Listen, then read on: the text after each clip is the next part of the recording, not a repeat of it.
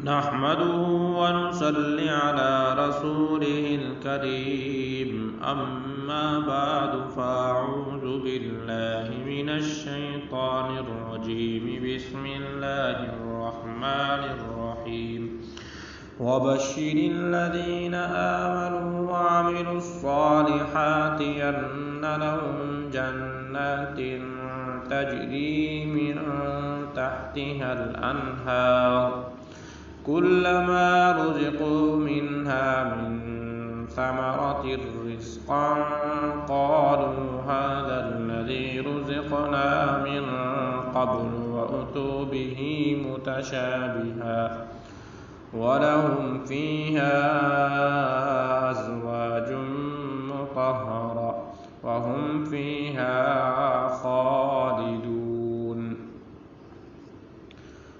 اور جو لوگ ایمان لائے ہیں انہوں نے نیک عمل کیے ہیں ان کو خوشخبری دے دو کہ ان کے لیے ایسے باغات تیار ہیں جن کے نیچے نہریں بہتی ہوں گی۔ جب کبھی ان کو ان باغات میں سے کوئی پھل رزق کے طور پر دیا جائے گا تو وہ کہیں گے یہ تو وہی ہے جو ہمیں پہلے بھی دیا گیا تھا، اور انہیں وہ رزق ایسا ہی دیا جائے گا جو دیکھنے میں ملتا جلتا ہوگا، اور ان کے لیے وہاں پاکیزہ بیویاں ہوں گی اور وہ ان باغات میں ہمیشہ ہمیشہ رہیں گے۔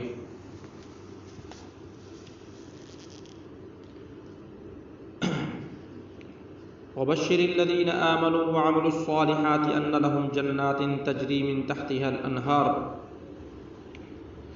اس کے بارے میں یہ اسلام کے تیسرے عقیدے یعنی آخرت پر ایمان کا بیان ہے۔ اس میں بتایا گیا ہے کہ مرنے کے بعد ایک اور زندگی آنے والی ہے جس میں ہر انسان کو اپنے تمام اعمال کا جواب دینا ہوگا۔ اگر ایمان کے ساتھ نیک عمل بھی کیے ہوں گے تو وہ جنت نصیب ہوگی اس کو، جس کی ایک جھلک اس آیت میں دکھائی گئی ہے۔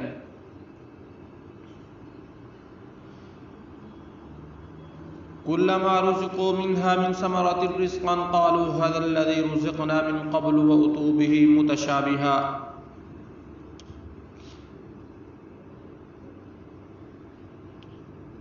اس آیت میں بتایا گیا ہے کہ جنت میں اہل جنت کو پھل دیا جائے گا تو وہ کہیں گے یہ وہی ہے جو ہمیں اس سے پہلے کھانے کو دیا گیا تھا۔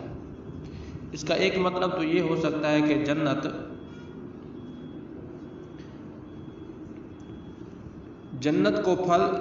میں جب ان کو پھل دیا جائے گا وہ کہیں گے یہ وہی ہے جو ہمیں اس سے پہلے کھانے کو دیا گیا تھا۔ اس کا ایک مطلب تو یہ بھی ہو سکتا ہے کہ جنت میں وقفہ سے ایسے پھل دیے جائیں گے جو دیکھنے میں بالکل ملتے جلتے ہوں گے مگر لذت اور ذائقے میں ہر پھل نیا ہوگا۔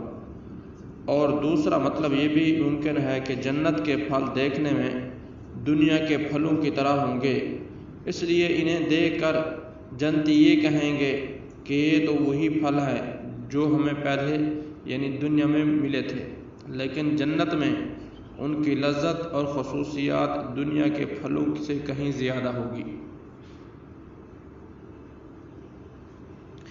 ان اللہ لا يستحی ان يضرب مثلا ما بعوضة فما فوقها فأما الذين آمنوا فيعلمون أنه الحق من ربهم وأما الذين كفروا فيقولون ماذا أراد الله بهذا مثلا يضل به كثيرا ويهدي به كثيرا وما يضل به إلا الفاسقين۔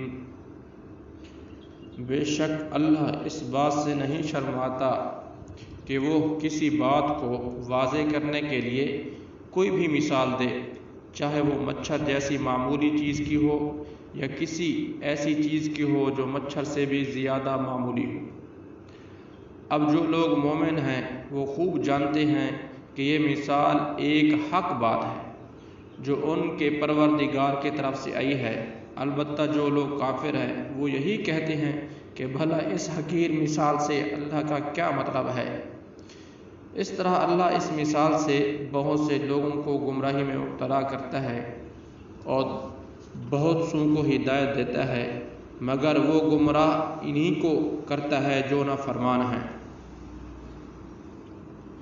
بعض کافروں نے قرآن کریم پر یہ اعتراض کیا تھا کہ اس میں کچھ مثالیں مکھی، مچھر، مکڑی وغیرہ کی دی گئی ہیں۔ اگر یہ واقعی خدا کا کلام ہوتا تو اس میں ایسی حقیر چیزوں کا ذکر نہ ہوتا۔ ظاہر ہے کہ یہ اعتراض بڑا بے تکا اعتراض تھا، کیونکہ مثال ہمیشہ مضمون کی مناسبت سے دی جاتی ہے۔ اگر کسی حقیر و ذلیل کی مثال دینی ہو تو ایسی ہی کسی چیز سے دی جائے گی جو حقیر و ذلیل ہو۔ یہ کسی کلام کا عیب تو کیا، اس کی فصاحت و بلاغت کی دلیل ہے یہ تو۔ مگر یہ بات انہی کو سمجھ میں آتی ہے جو طالب حق ہوں، یعنی جن کو حق کی طلب ہو ان کو یہ بات سمجھ آتی ہے اور حق پر ایمان لا چکے ہوں وہ۔ لیکن جنہوں نے کفر کی قسم کھا رکھی ہو، انہیں تو ہر بات پر ہر حالت میں اعتراض کرنا ہے، اس لیے ایسی بے تکی باتیں کہتے ہیں وہ۔ قرآن کریم کی یہی آیتیں جو طالب حق کو ہدایت بخشتی ہیں، ایسے لوگوں کے لیے مزید گمراہی کا سبب بن جاتی ہیں جنہوں نے ضد اور ہٹ دھرمی پر کمر باندھ کر یہ طے کر لیا ہے کہ حق بات ماننی نہیں، بالکل ماننی نہیں، کیونکہ وہ ہر نئی آیت کا انکار کرتے ہیں اور ہر آیت کا انکار ایک مستقل گمراہی ہے۔ اللہ تبارک و تعالیٰ سے دعا ہے کہ اللہ تعالیٰ ہم کو ہدایت پر چلنے کی توفیق عطا فرمائے۔ وآخر دعوانا الحمد للہ رب العالمین۔